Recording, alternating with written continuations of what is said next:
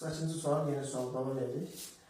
Bir düz bucaq, üç bucaq var. Fikir verirsinizsə, beton uzdan katetə çəkilən düz xəttdə 90 dərəcədir, burada 90 dərəcədir. Deməli, bunlar bir-birinə paralel edilmiş. Həmçinin baxanda görürsən ki, bu 2-dir, bu 1.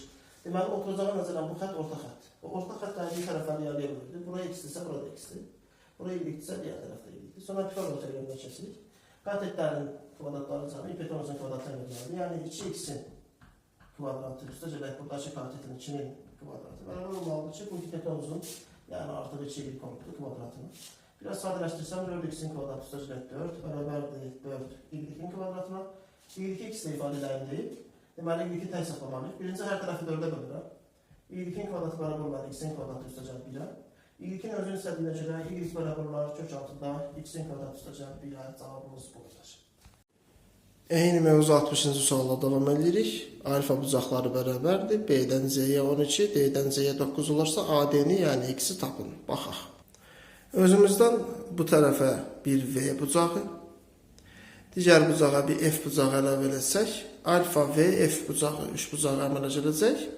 Həmçinin böyük bucağa fikir versəz, alfa var, V var. Deməli, bir F burada da olmalıdır. Deməli, burada da bir F bucağı əmələ gəldi. O zaman böyük 3 bucaqla, yəni A, B, S ilə B, D, S 3 bucağı eyni, oxşar 3 bucağı olacaq daha doğrusu. İndi oxşarlığın qaydalarını əməl edək. Böyük alfa bucağı nəyə görür? 12-ni. 12 bölünsün. Balaca 3 bucaqda alfa bucağı nəyə görür? 9-u. 12 bölü 9 bərabər olmalıdır. Böyük F bucağı nəyə görür? 9 plus x-i. Yəni bu tərəfin tamamını. Bölünsün, balaca F bucağı nəyə görür? 12-ni. 12-yə. Ondan sonra çarpaz vururuq. 144 bərabərdir 81 plus 9x-ə.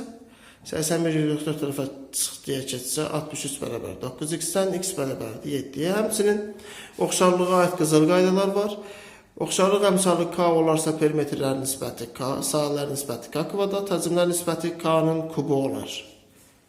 Bu qədər.